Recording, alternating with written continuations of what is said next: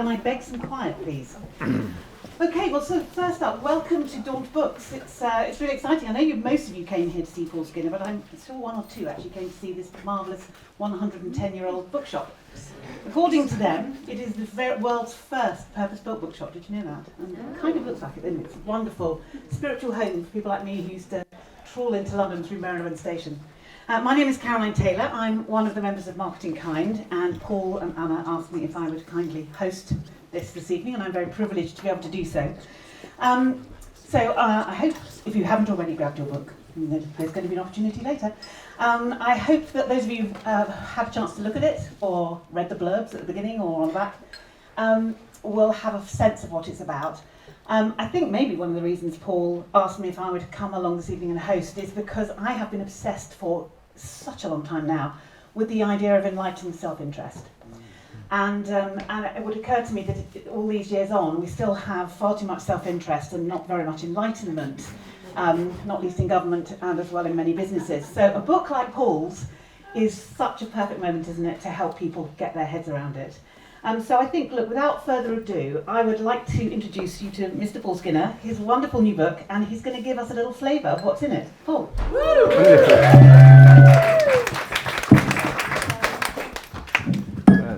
Thank you, Caroline. I described you a few days ago as one of my true heroes, and I know that many people here feel the same way, so thank you for making this evening so special. And good evening, everyone. I have to say that this is like eating all of the jelly babies in the bag at the same time, so you might have to bear with me a little bit. I want to thank Tom. Where's Tom and Rebecca? So Tom and Rebecca from Little Brown for making the Purpose Upgrade possible. Before that, Collaborative Advantage. Thank you for your generosity and energy in helping get these things over the line. Thank you, of course, also to other Rebecca and the whole team at Daunt Books for looking after us so attentively and welcoming us into this illustrious home of great stories. I can't tell you how many people responded to the invitation this evening saying that this was their favourite bookshop. Now, as it happens, one of the teachers at the school I attended advised us as an experiment to take a trip to a bookshop to see which section we were naturally most drawn towards, and to use that to get some kind of insight into what kind of future career we might be suited to. Now, the problem in my case was that the whole bookshop was the draw, not just a single section in it. But maybe that sort of foreshadowed the lifelong interest that I've had in the narratives that shape who we become, individually, through our organisations, across society. Science, apparently, cannot yet tell us if there is a meaning of life. But we can't help but live lives of meaning because we map our world in meaning. And we use those maps to determine our journey to better. We may be less good at navigating geospatially than migratory birds, but our ability to tell stories of purpose that help us make a more imaginative journey through life, I believe, is our most adaptive capacity as humans. It's why, unlike other species, we haven't just evolved, magnificent as evolution may be, but have also been able to develop from generation to generation in ways that have, of course, so massively accelerated the change in our lives over especially the past 3 human lifespans. But we do know that past performance is not a guarantee of future success. And if we're not careful, the solutions to yesterday's problems continue to act through us, often without us fully realizing it, making us more the puppets of our prior expectations and the patterns that they gave rise to, rather than the true authors of our own future change. Or as I put it in the book, where our purpose was previously a valuable conscious lens through which to direct our actions, it can easily become a dangerous set of blinkers that can blind us to more important realities and may prevent us from taking what may be very necessary courses of action, particularly where the need for that action came from outside of our prior scope of reference. I remember listening to a New York City fire chief explaining a common experience amongst his firefighters when they were seeking to evacuate bars from burning buildings on a Friday night. Now, the common response wasn't the sort of knocking over bar stools in a mad dash for the exit of blind panic that you might expect, but rather, the most common response was that unless the flames were already in the room that people were sitting in, a typical response was, happy to leave, but can we just finish our drinks first? So I think this also gets to the heart of how many businesses fail, because even very successful, powerful organizations often turn out to be surprisingly fragile in the face of the psychological effects of their sunk costs, the plan continuation biases of their leaders and colleagues, and the progress traps through which the expectations and actions that gave rise to prior success also sow the seeds, the very same expectations and actions of our future failures. And of course, we know from the historians that even whole prior human civilizations have fallen when they've been unable to write a new story of purpose and bring it to bear in changing how they lived when faced, for example, with new environmental stresses. I think of the ancient Sumerians who couldn't wean themselves off the agriculture that they'd grown to love when it was destroying their soils.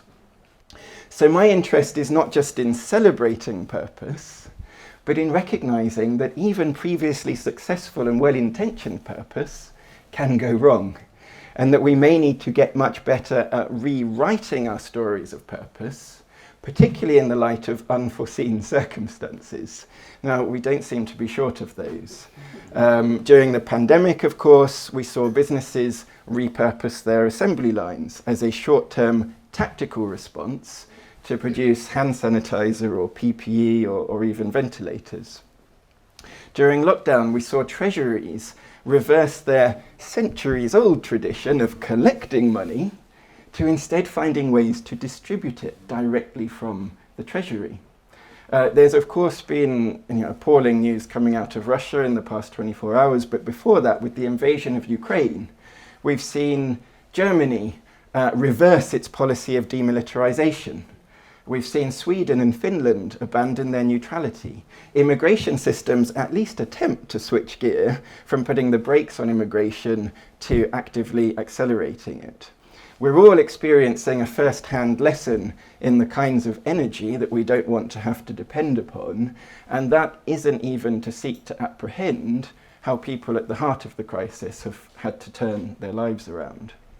In the UK, I think we've had, 4 new prime ministers in the past 6 years, and it's perhaps not surprising in a macro environment that is so turbulent and prone to crisis that the most significant corporate turnarounds have involved purpose-level change.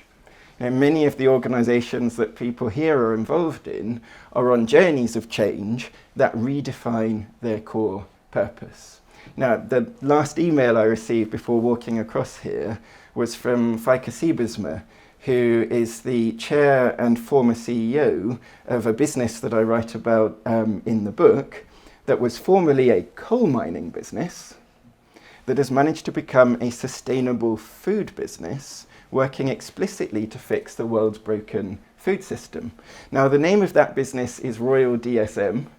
DSM originally stood for Dutch State Mines, and the company was indeed born from digging coal from the ground and delivering it directly to people's homes for heating and illumination.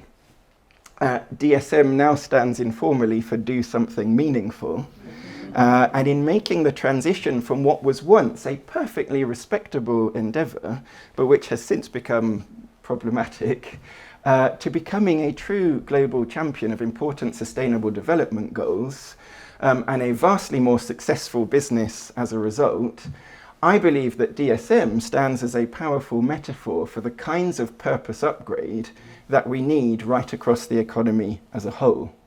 And I believe that that need is only going to rise as incumbent business models and indeed patterns of living and working become more urgently unviable. Looking to the future, we don't really know the degree to which rising hardship will give rise to bigger thinking or to more retrenchment. We don't know to what degree the climate emergency will unlock more cooperation or just drive more conflict. We don't know to what degree further economic change will include or exclude more people from its benefits, or whether technology will be giving us a path to automated luxury or a highway to synchronous failure that leaves us more rather than less exposed to risk. But something we perhaps can anticipate is that as these big questions play out, they will create both rapid and extensive shifts in the priority needs of the people that we serve. And that may call us to have to call into question and rethink how we form and reform the purpose of enterprises and the activities within them to begin with. And I believe that repurposing our enterprises to better meet priority human needs, rather than continuing to manufacture spurious consumerist wants within existing industry conventions, is now the biggest business opportunity available to us, the biggest opportunity full stop available to us. Now, of course, no one would pretend that that's an easy shift. In the book, I describe it as a whole new era in the evolution of enterprise adaptation. In environments of change, we learn to innovate, first incrementally, then more disruptively. With the arrival of the internet and digital communications technology, we've learned not just to innovate, but to transform our businesses and other organizations and how they operate. I believe that the change we now face is so interconnected and so interdependent that we need not just to innovate and transform, but to more fundamentally repurpose our enterprises and the activities within them. So in the book, I seek to pull together a commentary, a call to action, and hopefully a very practical methodology that people can use to find more important problems to solve, to build solutions that enroll their stakeholders on more meaningful journeys of change, and to achieve more inclusive outcomes that reward participation in those journeys. Caroline spoke about enlightened self-interest. Since Adam Smith wrote The Wealth of Nations, in classical economic thinking, if we seek to derive self-directed benefits first, we're meant to end up with a collective good as the happy byproduct. I think we know that we need to raise our game. The good news, however, is that reason and evidence suggest that if we start by trying to create benefits for others, we can then derive our own self-directed rewards as our share of the far greater overall wealth of change that making our enterprises a channel for something greater than themselves can unlock. Sometimes a new perspective can emerge just by asking ourselves a different set of questions. Now, what happens, for example, if instead of trying to lead the best businesses in the world for our particular industries, we try to create the best businesses for the world? Now, standing particularly here in Daunt Books, I'm very happy to say that I count myself a reader first and an author very much second to that. Writing books alone doesn't change anything. But reading books as part of how we read the world around us, making their ideas our own and bringing them to bear on that world, can be a valuable part of how we create change. So I've written The Purpose Upgrade explicitly as a story that the reader or listener can complete for themselves. And my hope in writing it has been to make it a bit easier for people to make purpose a renewable resource in their own organizations, in their own lives, in the hope that we can come together with all of our stakeholders to solve on purpose a few more of the problems that we've allowed to arise by accident. Thank you.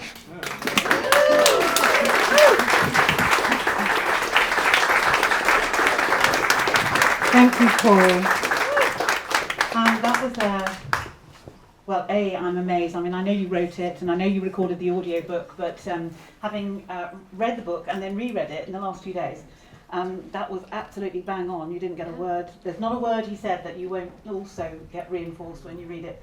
I just want to say the first thing is that, having read it twice now, it is a really slightly unusual book.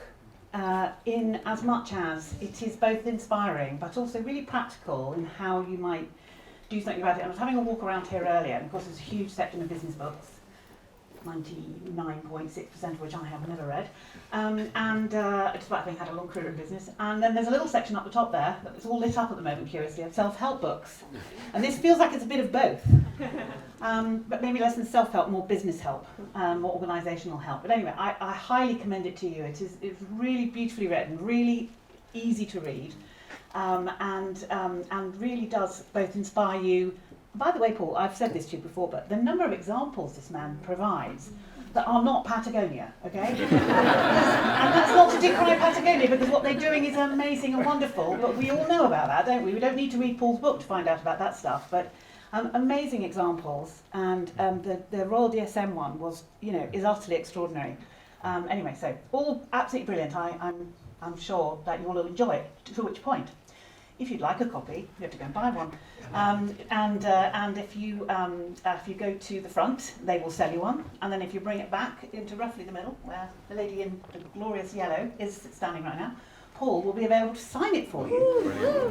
And it'll be a first edition, because of course we're sure there will be more. It'll update every now and then. Okay, so there is a purpose upgrade on the whole concept of selling stuff, which is not a buy one, get one free, so much as a buy one and give one free. So when you buy it, I think when you bring it to Anna, when they bring it to Paul for signing, do they get the little... Yeah, there's a bookmark. Okay, so you do need to get it signed, because then you get a bookmark, and the bookmark will enable you to get the free copy so that you can give the one you bought today away and get another one for yourself. How marvellous is that? And it's a really great way of getting people who might not necessarily pick up a book like this, maybe your boss, maybe one of your clients, maybe your children, who knows. But anyway, it's a great way to do that. Now, some of you will have already had a drink, but there is more. And I think we should fill our glasses so that we can toast and celebrate the wonderful success of this brilliant book and exciting publication day today. We are going to be decamping at about 8 o'clock to the Prince Regent pub, which is that just the other side of Paddington Street? Have I got that right? It's Yeah, walk up Marylebone High Street that way, and then you bump into it, basically. Yeah, 2 blocks. There's some little goodie bags here with ethical snacks in them. So on your way to the pub, if you haven't had any for supper already, then you can have some ethical snacks.